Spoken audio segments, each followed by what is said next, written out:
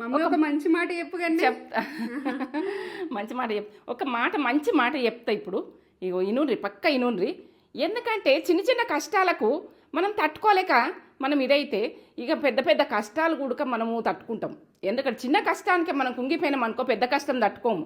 ఎప్పుడైనా కానీ ఒక రాయి శిల్పంగా తయారు కావాలంటే ఎన్ని పోట్లు కొడిస్తే, ఎన్ని అది శిలతోటి కొడితే మనకు ఆ శిల్పం తయారవుతుంది, దేవుని రూపం వస్తుంది. మనము వజ్రం గుడక ఎంత గడుగుతే దాన్ని వెలుగుతుంది. ఎందుకంటే చకచక మెరుస్తుంది. ఆ వెలుగుల బతుకుండ్రి, వజ్రంలాగా బతుకుండ్రి, శిల్పంలాగా బతుకుండ్రి.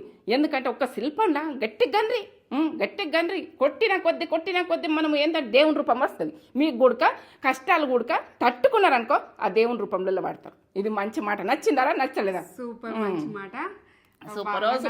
ప్రతి అమ్మాయికి అబ్బాయికి బాగా అవసరం ఇది మాటనైతే.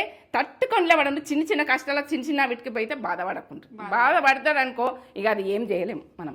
సరే, సూపర్ నచ్చింది. మీకు నచ్చితే ఒక లైక్ అయితే లైక్ సూపర్ సూపర్ మంచి మాట. బాగా మంచి మాట చెప్పినది.